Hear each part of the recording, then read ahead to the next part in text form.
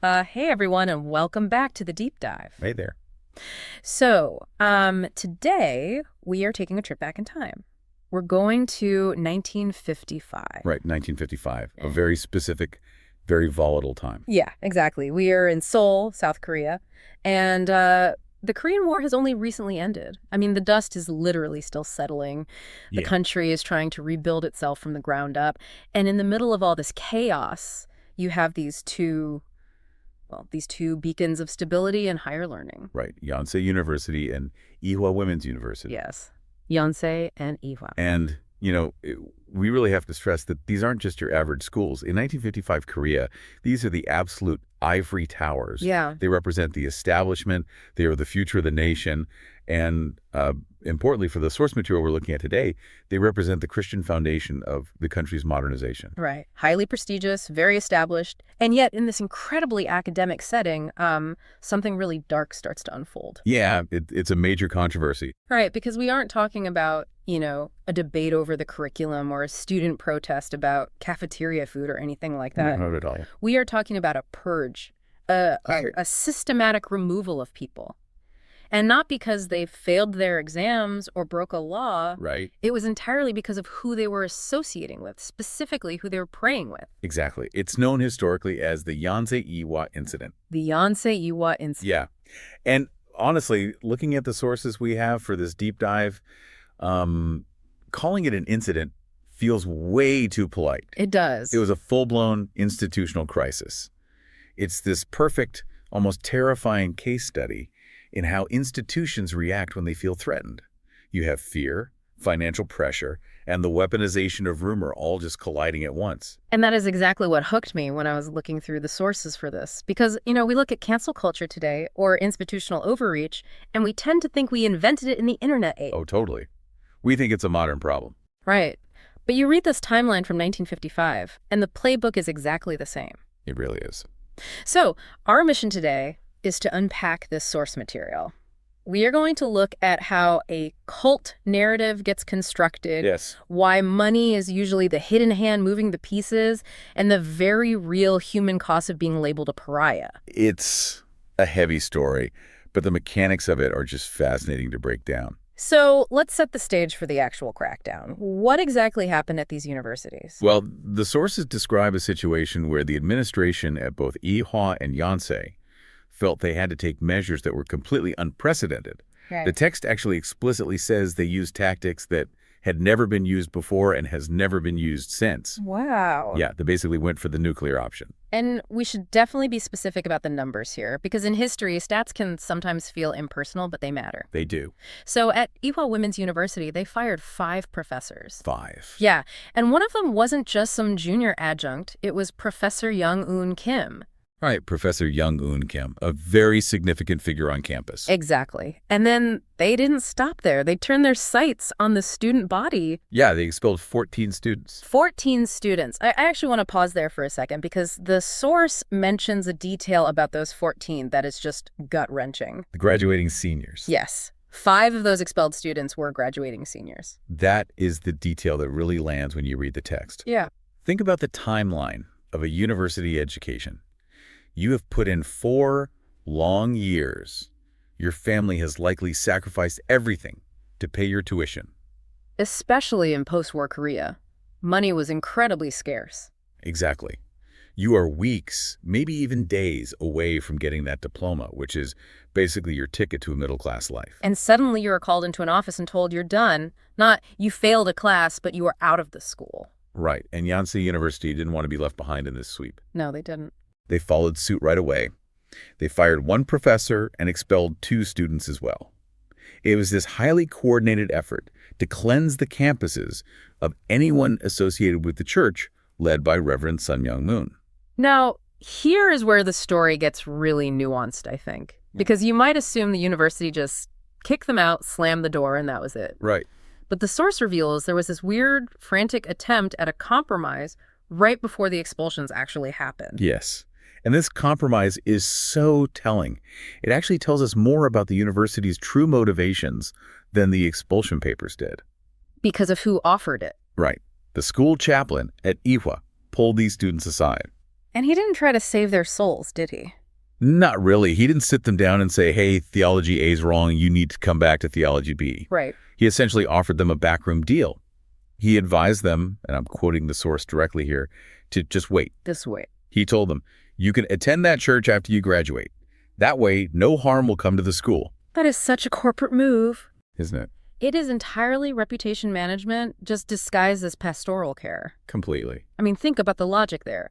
If this group is supposedly a dangerous heresy, it should be dangerous today, and it should be dangerous after graduation. Exactly. By saying, wait until you get your diploma, the university is basically admitting, we don't actually care what you believe.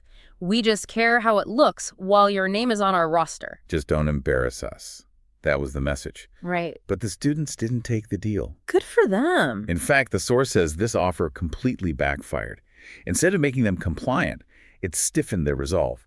They felt the absolute hypocrisy of the whole thing. I can definitely see that. If you tell a young idealist to sell out their core beliefs just for the sake of a school's PR image, they're going to dig their heels in. Oh, absolutely.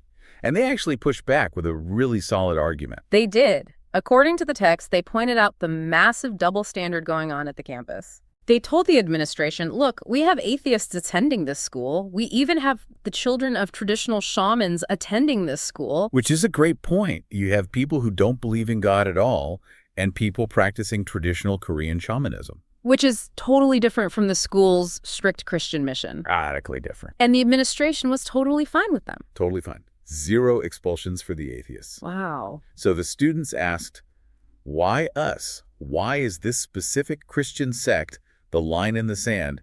We just want to receive the same grace as everyone else. It's the classic plea for consistency. If you tolerate them, why not us? Right. So how did the university handle that logic? Did they debate the theology with them? No. And this is so typical of powerful institutions when they get cornered logically. Just shut it down. Exactly.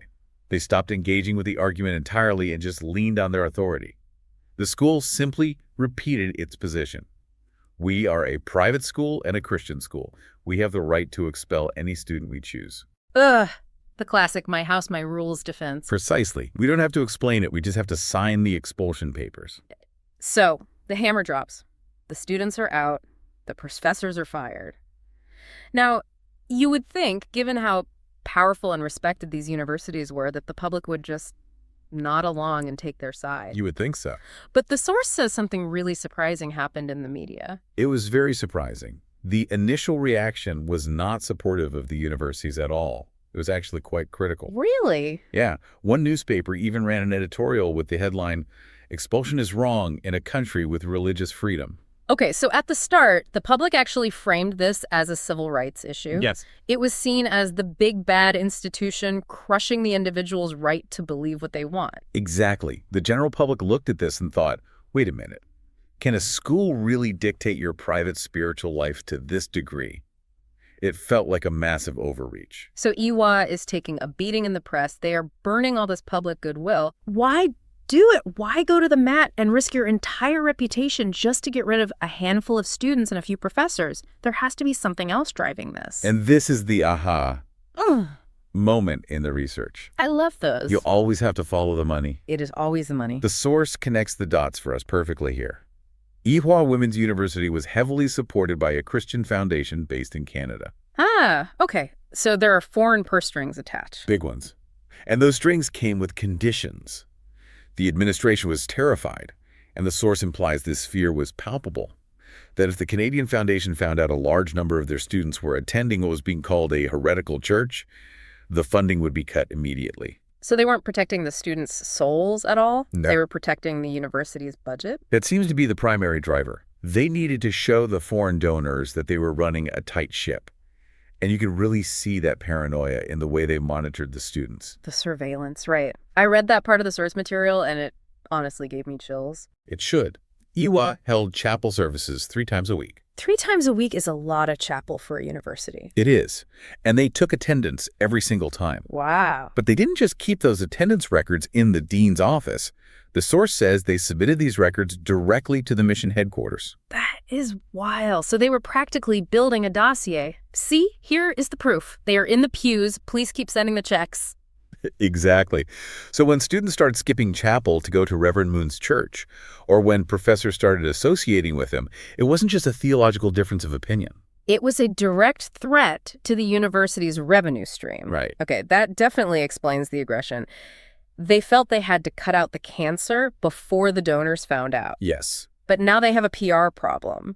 The newspapers are calling them out for violating religious freedom. The public is sympathetic to the expelled students.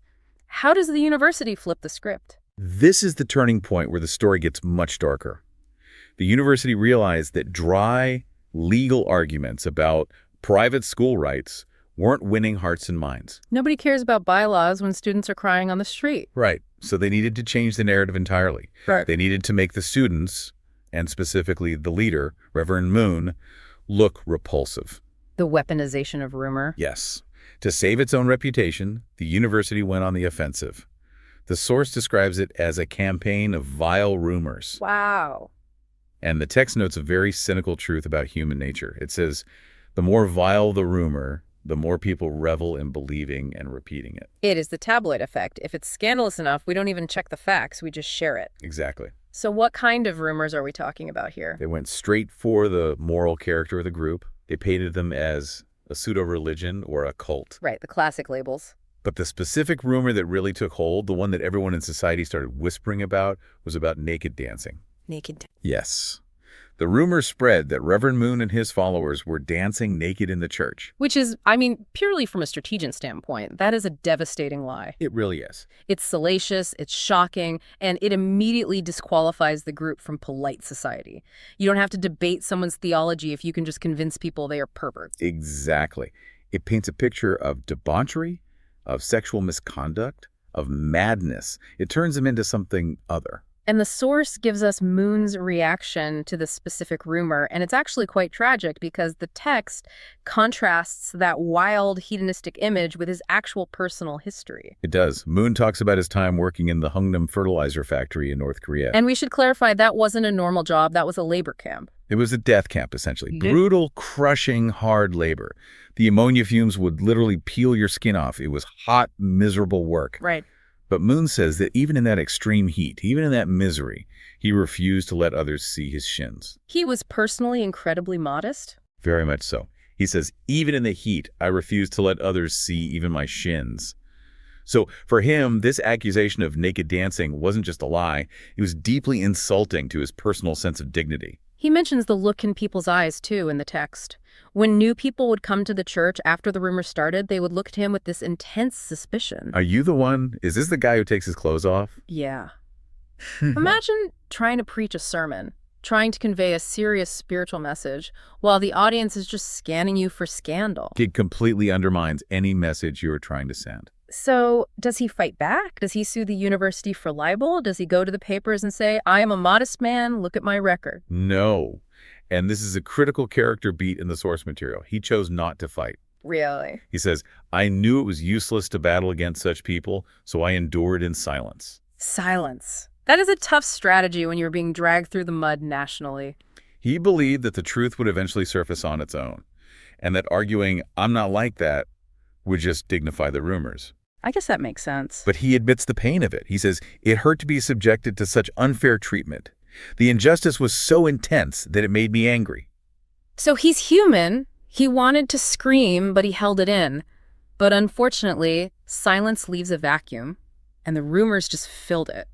Completely. The source notes that public opinion flipped almost overnight. People who first asked, could it be true, very quickly started saying it must be true. The label stuck.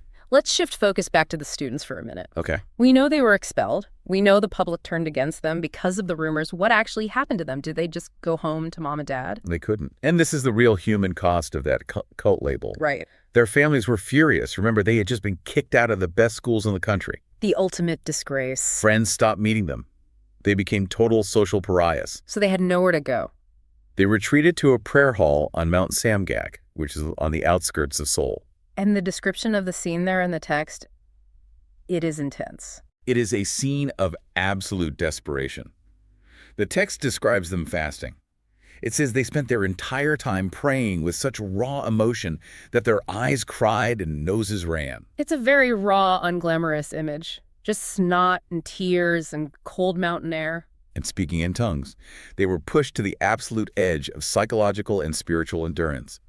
The source frames this as the moment where they truly found God in that total rejection by society. And Moon visits them there, right? He does. He goes up the mountain to check on them.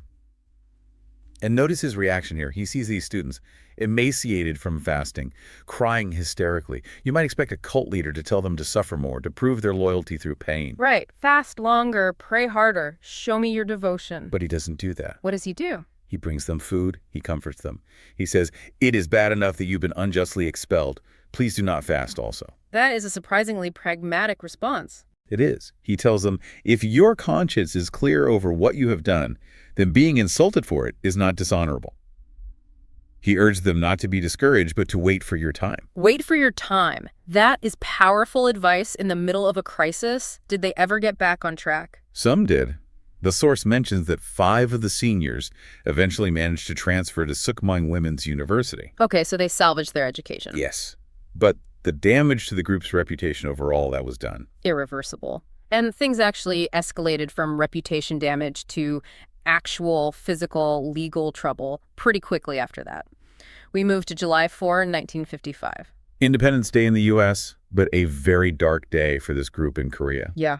The police raided the church. And this wasn't just a friendly visit. They took people into custody. They arrested Reverend Moon and 4 key members. Right. Won Pil Kim, Hyung Yu, Hyo Min Yu, and Hyo Won Yu. They were all taken to prison. And looking at who was behind this raid, the source points to a very specific coalition. It wasn't just the police acting alone on a tip. No, the source is very explicit about this. It states that ministers and elders of the established churches joined hands with secular authorities. Joined hands. Yes, they wrote letters.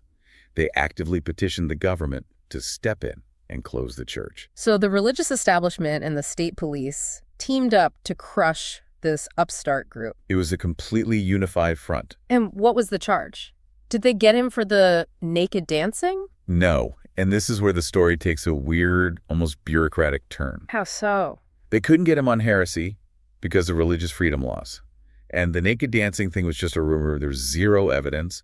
So they investigated his background and charged him with draft evasion. Draft evasion, like trying to dodge military service. Yes. But wait, we just talked about him coming from North Korea. He was a refugee who had been in a death camp. Exactly.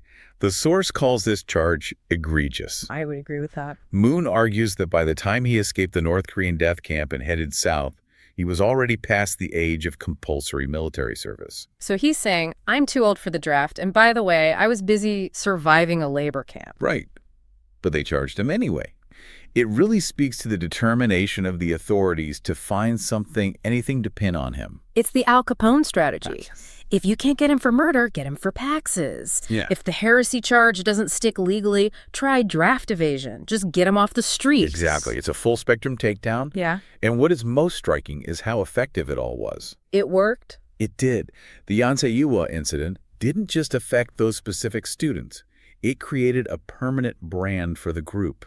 The source says, the image of pseudo-religion or cult became inseparably identified with my name. And once that label is applied by powerful institutions, It is nearly impossible to scrub off. It defined the group for decades. we have unpacked a lot of history here today. We really have. The purge at the universities, the financial motivations behind it, the nasty rumors about naked dancing, that heartbreaking scene on the mountain, and finally the arrests. Yeah. It is a deeply tragic arc. It is. What stands out to you the most when you look at this whole timeline? For me, it's the sheer power of the label. You have these prestigious universities, places of higher learning, places that are supposed to be entirely about inquiry and truth. Right.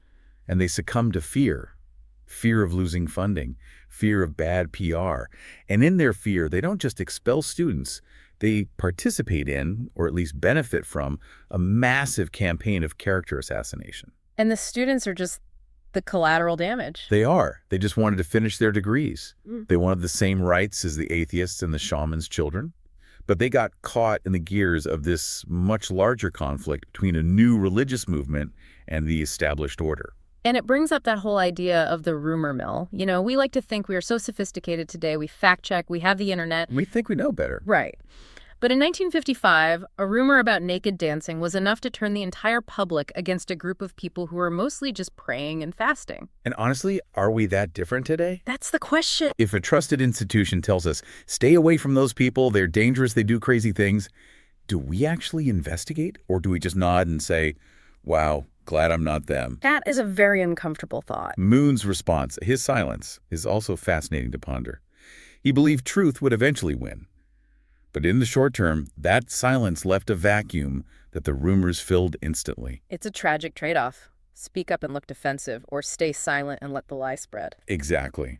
And in this case, the lie traveled halfway around the world and lasted for decades.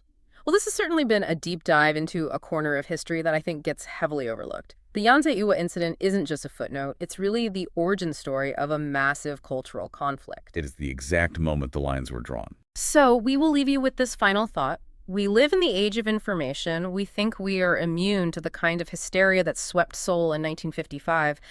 But ask yourself, if an institution you trusted, your school, your employer, your bank, told you a scandalous story about a group of people just to protect its own funding, would you believe it?